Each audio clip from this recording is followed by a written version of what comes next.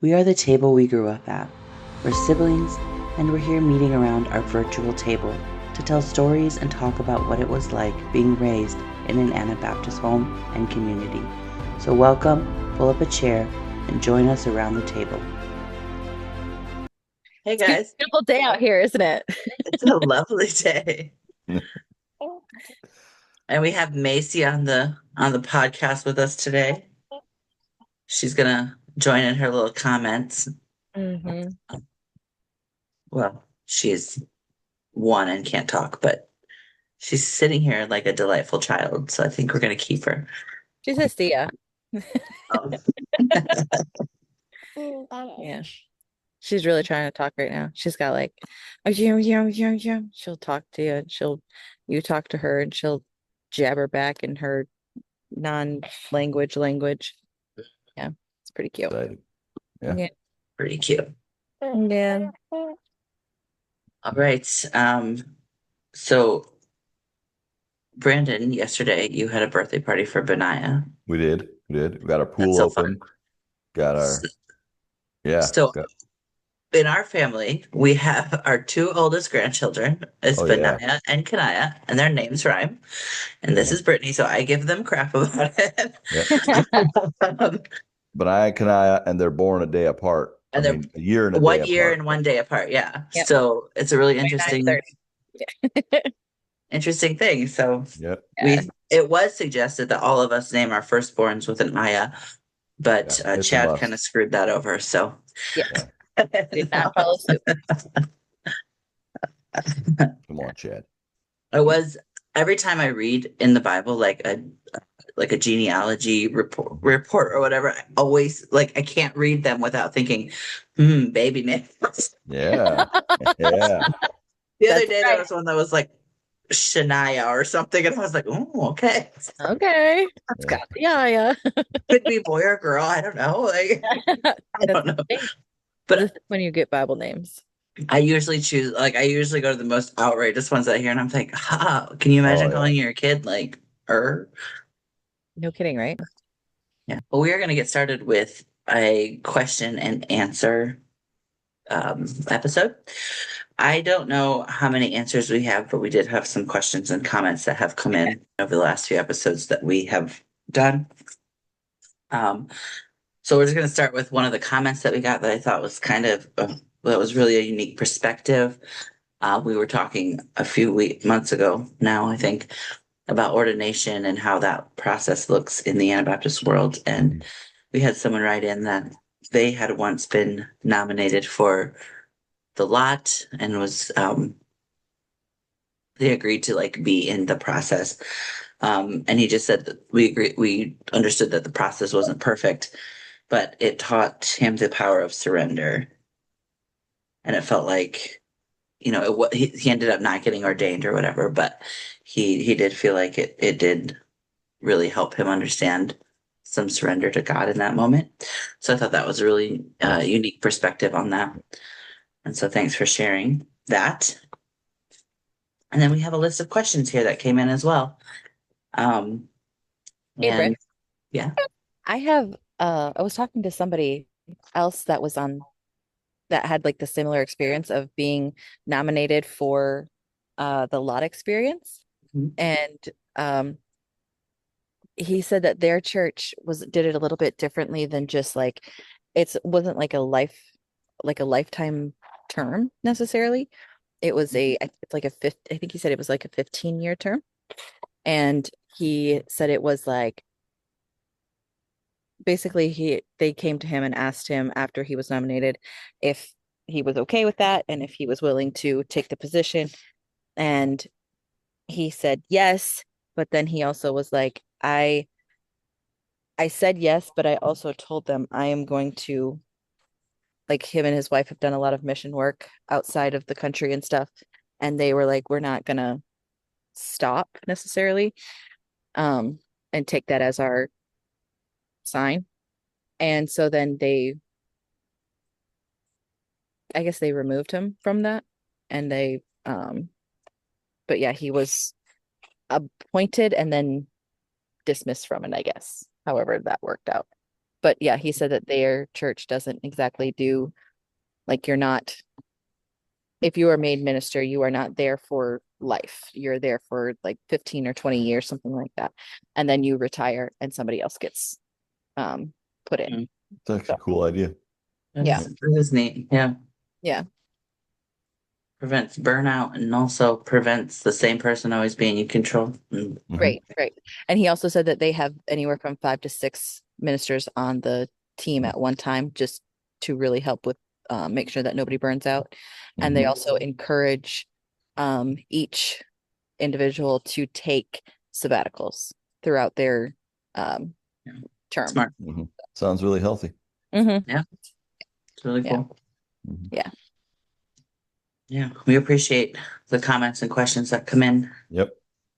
I want to dive into questions now. One of the questions that came in more recently was we talked about standards versus scripture and what that looked like. And the question was it a belief that the rules made in the church were then also a rule that Mhm. was like made in heaven as well? Like Yeah. it was Like a man-made rule is a God ordained rule or God made rule as well at that point. right. Um, and so Brandon, the question did come in specifically for you, so I'm gonna let you take this one. I don't know why. Did I talk about that a little bit more Yes, than okay? I think so. Um, so the question was, yeah, did they actually believe that? I think, and to the question was like, do they actually believe what that says that whatever we bind on earth will be bound in heaven, and especially when it comes to rules. And it's a little bit of a hard question to answer because you're not going to ever really get a straight answer, I don't think, because if you ask somebody, they will say no. No, Mhm. we don't believe that. But in practice, that's how it works out. That's how it plays out. Right. Like what as a leadership team, what a rule that was made was now, if you broke that rule, you went against the Bible. Right. Mhm. Yeah. And so I would say in practice, yes, that's how it actually played out. Um, Yeah. yeah. Good answer. I think that's how it's how it was often like lived out, Mhm. even though it wasn't spoken. Yes. But it was like that's what it meant. Mhm. But then also, like, in the same way of like loosed, if something was okay all of a sudden to do, Yes. then it was like, oh yeah, it's fine. We don't have to worry about it anymore. We're good Yes. to go. Mhm. Yeah. And then this one other question that I have gotten several times is how do your parents feel about the fact that you have left the Mennonites and they're still choosing to be a part of the Mennonite circles? So like how do they feel about you guys leaving? And honestly, I think right at first they had their struggle with it, but it wasn't so much that they've always told us it's not so much about what church you go to or all that is what matters is that you have a relationship with Jesus and that you are following Jesus. And I remember hearing that all my life growing up, because they knew that where we were had issues and it wasn't like I think they kind of knew we wouldn't stay there all of our lives. Like we would eventually move on. Um, and I know it was. I think their initial like we're sad that you left was like fear of what their peers would say about them and fear Mhm. of like what their thoughts were. Mhm. Um, but once they kind of let that go and they realized like all of us are like have a relationship with Jesus, none of us have left the faith.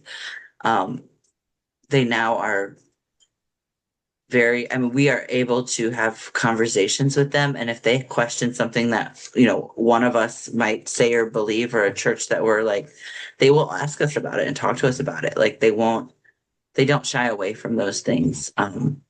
And they definitely don't like judge or have any negative feelings, Mhm. as far as I know. Yeah. Voice them if they They hide do. it really well if they Yeah. do. Very well. Mom does have a pretty unique story where she was like wrestling with it with her and God and God just kind of impressed upon her this is what this is how I feel, but that's again like not my story to share. Mhm. So like I'm not going to share it for her, but we'd love to have them on sometime on the podcast and just get their perspective Mhm. on a lot of this stuff. But Britt, yeah. you mentioned them like being willing to have conversations and bring stuff up, and that's the part that I really appreciate. Mhm. Yeah. Like we have real conversations, and Yeah. if they're concerned about something, they will address it. They haven't abandoned or Right. been like, "Oh, you guys are, Bush for yeah, the you guys are opga verlada." Sorry for the Dutch words there. You guys are not lost. Um, and so we're actually able to have real conversations. And Mhm. Yeah. I've seen my parents grow a lot in the last 10 years. Yeah. Yeah. Um, True. so Been- lots of But support. I feel lots of support, um, lots of connection. mhm. Great. Yes. Yeah. Yeah. Always felt supported by them. Have never felt in any way that I needed to perform or be a Mhm. certain, dress a certain way, walk a certain way Yeah. in order for Mhm. them to Mhm. approve of me. That's something that I know is such a blessing that I have that Yes. probably a lot of people can't say. Mhm. So yeah, I know I'm very blessed. But yes, they're very supportive. There's Mhm. no there's no bias towards anybody else, like any child, like their grandchildren, my Mhm. children, like they spoil them rotten.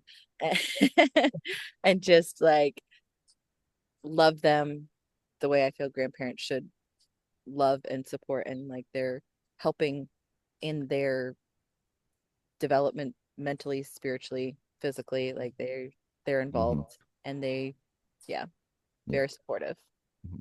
Yeah. Interestingly, like I probably would say, like there's a lot of people that would have said that that's where they messed up is they didn't like make us do this certain things. And like Yeah. Right. now if they would have, we would Yeah. probably still be Mennonite. Mhm. So I just found that interesting when Courtney was talking. Yeah. I have thought about that too. It's the very thing that a lot they got accused for in just like running a loose ship, if you Yeah. will, is the very thing that we now look at and Are we have thankful for. connection. Yeah, are Yeah. thankful for. Yeah. Yeah. Yeah. Next Yeah. question is, how should a person respond if you're in a church under leadership that's, not, Less than ideal. yeah, or leadership that's spiritually abusive? How should a person respond? Oh man, that is a hard question to answer. Because again, everybody's Yeah. situation is a little different. Are you in a Right. situation where you just don't agree Mhm.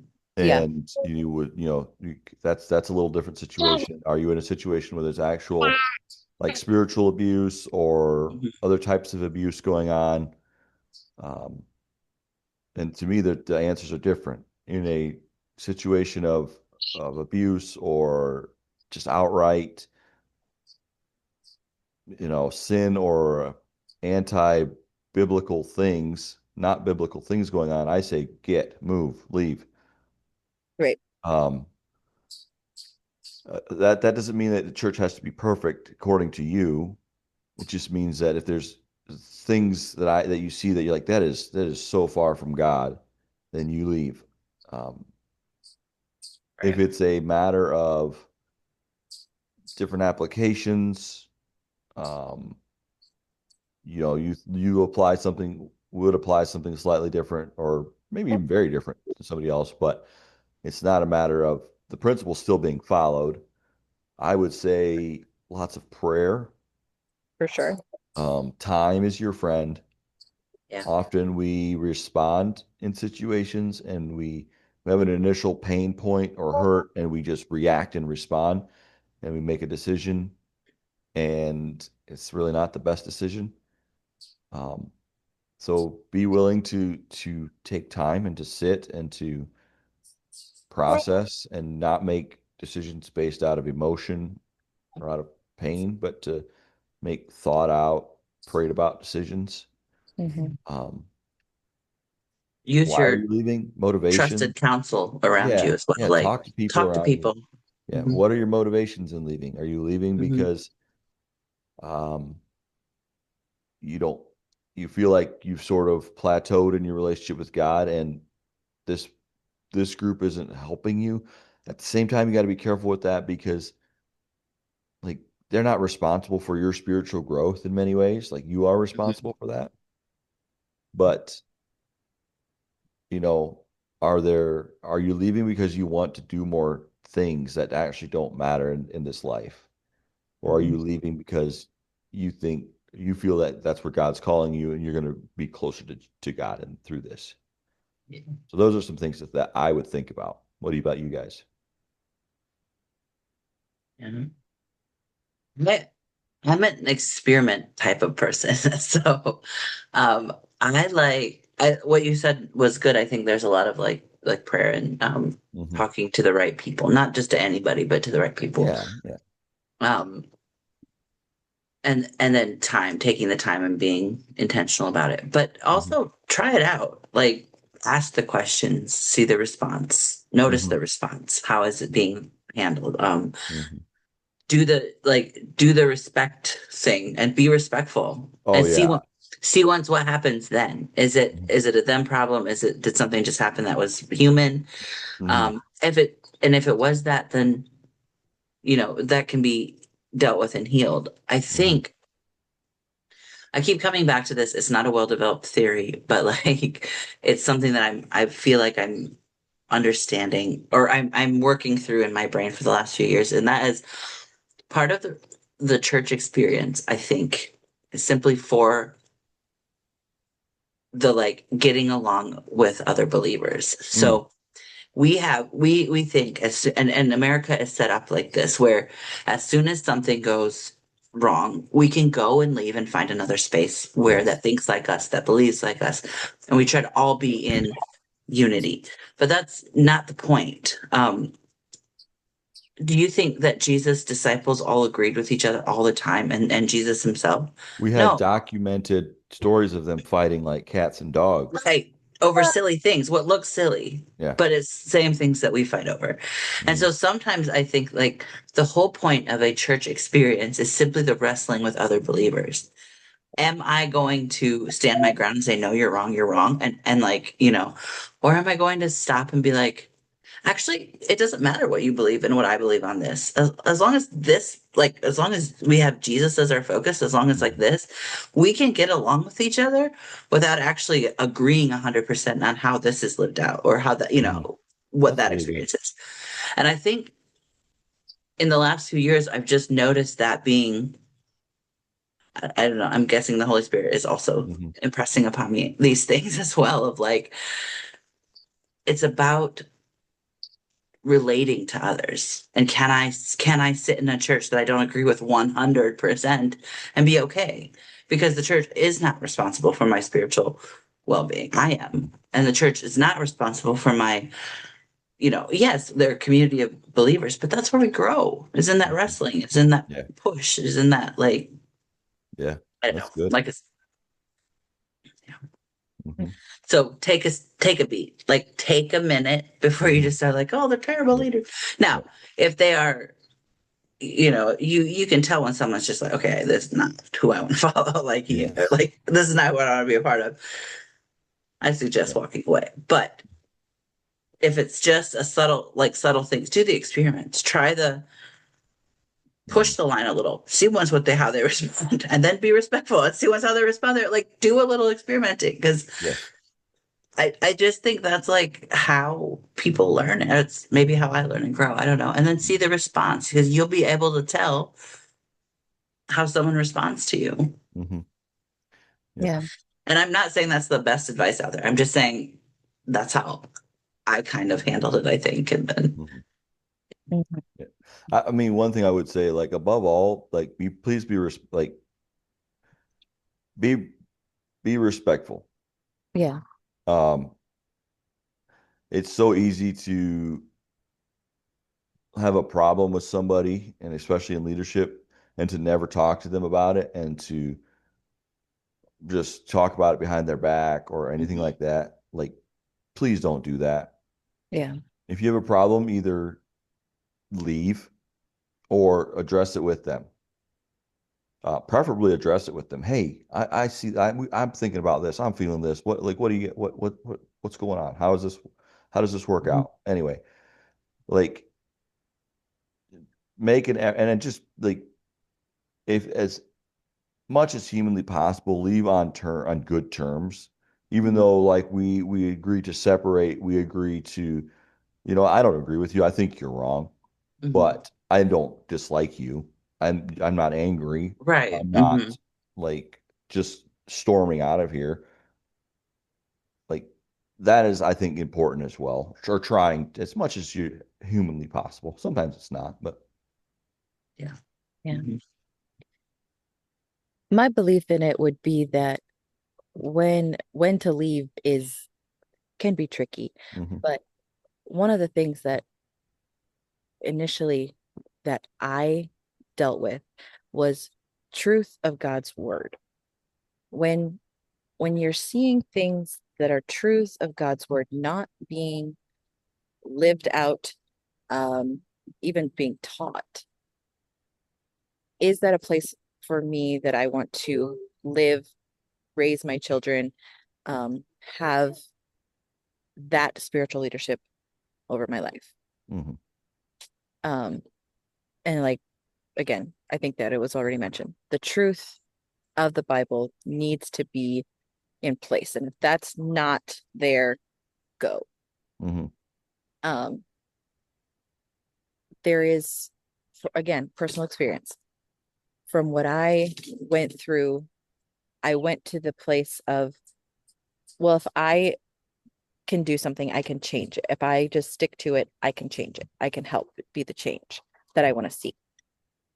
mhm, But I feel like realizing the atmosphere around you, using discernment and saying, okay, you know what? I'm actually in a place where the others around me don't want to take the next step in following Jesus, whether that be your friends. This could maybe not even be just for church. Like this could be your friend group that you're hanging out with.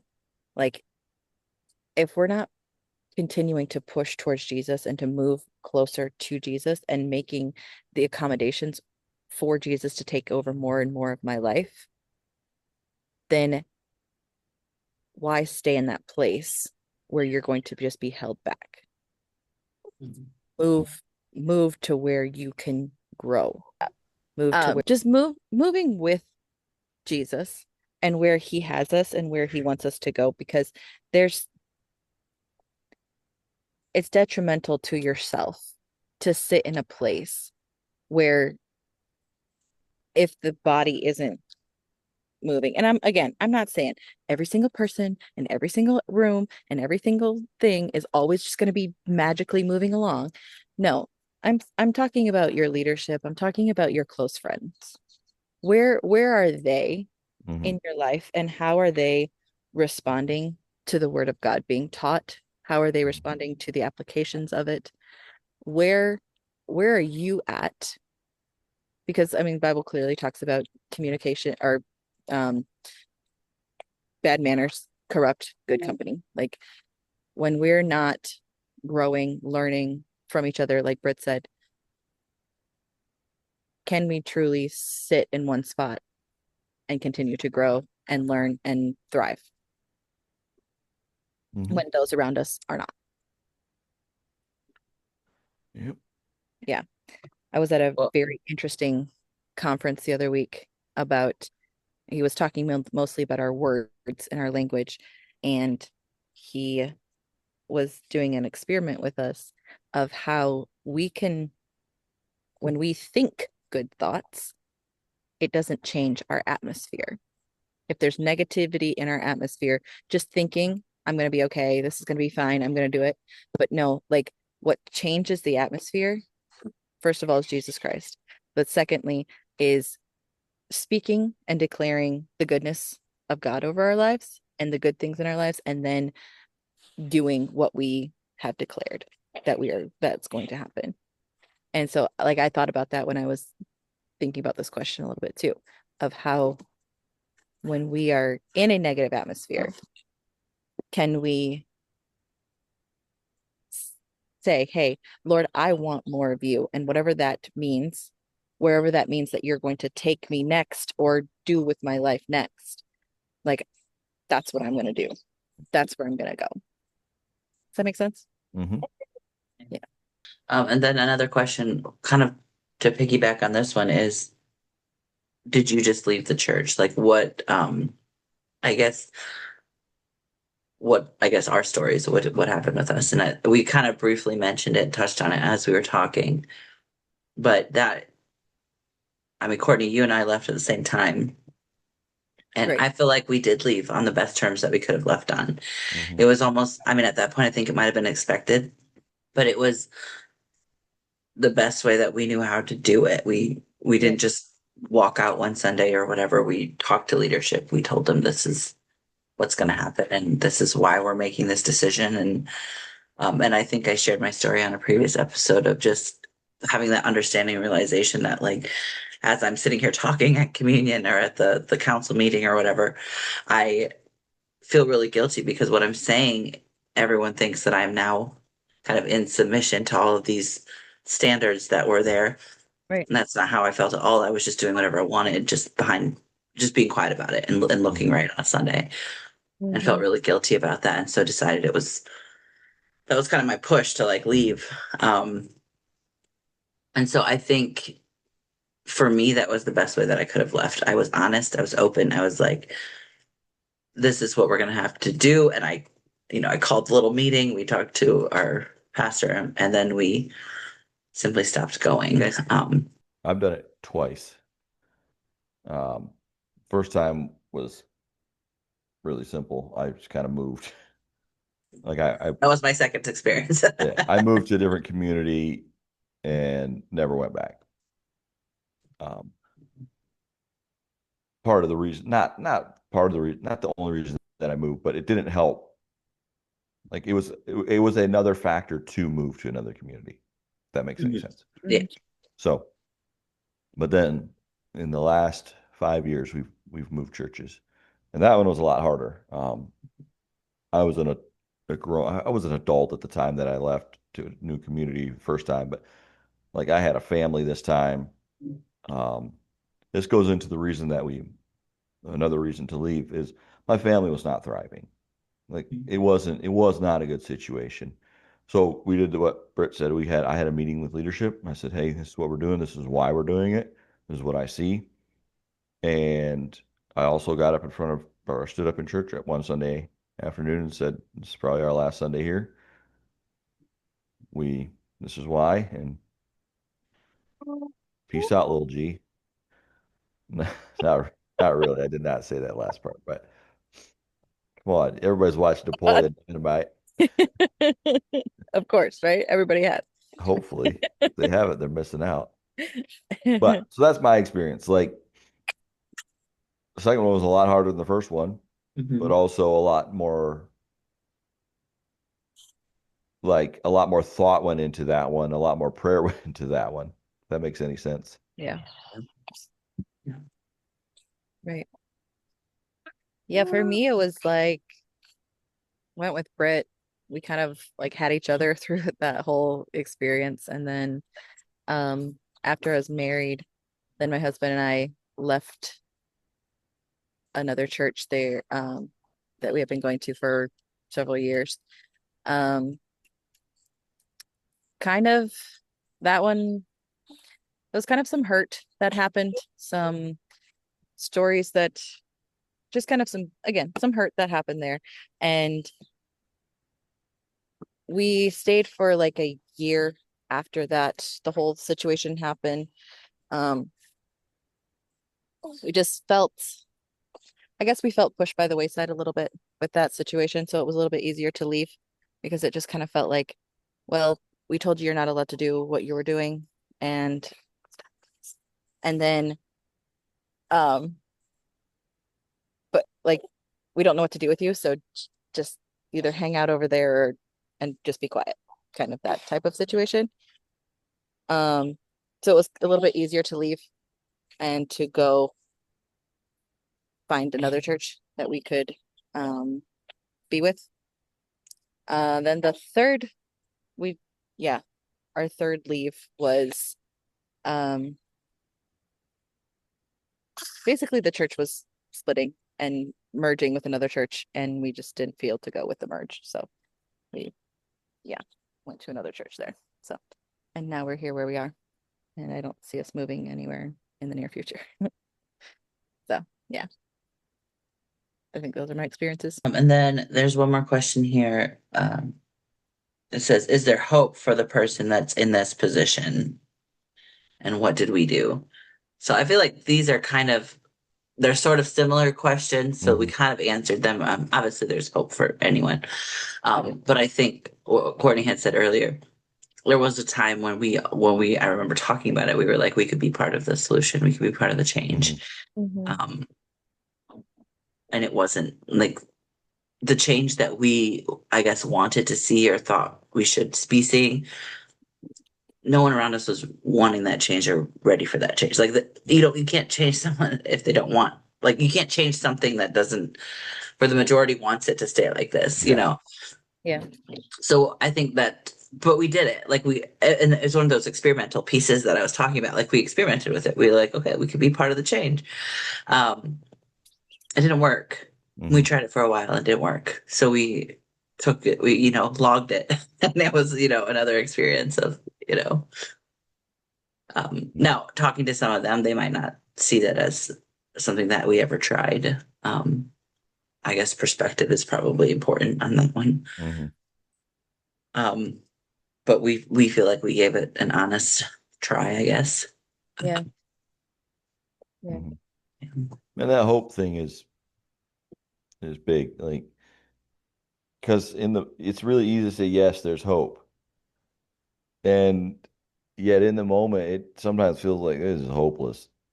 Like, we are blessed with our parents and with the family around us that's supportive. There's Right. plenty of you guys probably out there that are not blessed, that don't have that. Yeah. Like, you would lose relationships, you would lose family. And we see that, we hear that. And so that does feel hopeless, because it's like I'm stuck with this. I Yeah. either sort of sit here, shrivel up and die, and that's hopeless, or I move and I lose family, I lose relationships, and that also feels hopeless. Right. I would say Jesus is bigger than all of those things, for one. For sure. And for two, hard as it may be, like, I always think it's like we are called to follow Jesus. We're not called to follow our parents or our brothers or our sisters. Yeah. Or a leader in a church, any leader anywhere. Yeah. And so I say this very, very, you don't do this casually or lightly, but at Right. some point you might have to make a choice for Jesus. Yeah. If that's where Jesus is leading you, then you're gonna have Yes. to make that hard And you might choice. lose a relationship or 2 or 5. Yeah. Yeah. You may be misunderstood, and that's hard. That's a really hard space to be It's a in. very, very, very hard space. Mhm. But there is hope, definitely. Yeah. Find Right. people around you that have walked this before. Reach out to one of us. Yep. Yeah. There's hope. Mhm. Yeah. There's definitely hope. One thing amongst the Mennonite circles, a lot of the times, the way you gain influence in a church is to be a leader. The people that are not in any part of leadership often have a hard time gaining a following, I guess you might say. Bringing people together maybe would be a better way. But and then if you do too much, and it's looked as a rebellion. If I'm hosting a Bible study in my home where everybody's coming to, It can be seen as be seen as like a rebellious move. Mhm. When I'm just trying to be the change I want to see. I'm trying to bring what I want. Mhm. And I think that is something that our parents often taught us is to if you want that, like you're gonna have to be the one that goes out and does that. You're the one that's gonna have to get that thing started. And it's made us stronger, it's made us better. It's made us do things that we didn't think that we would be able to do. But it also burns you out if you're not doing it, if you're the only one doing it, and like still there's no one coming alongside you, Mhm. helping you with this. Mhm. So like there is the hope of there is some that will come and will be a part of Mhm.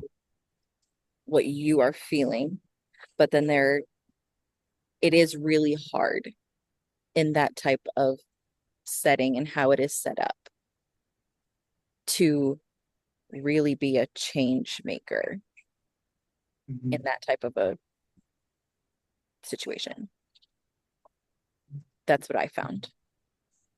Yeah. Mhm. And I don't like, I know we said it earlier, but like just leaving isn't always the answer. No, absolutely not. Really do take a deep look at yourself. Look Mhm. inside. What's going on? Like Brand said, motivations are a big thing.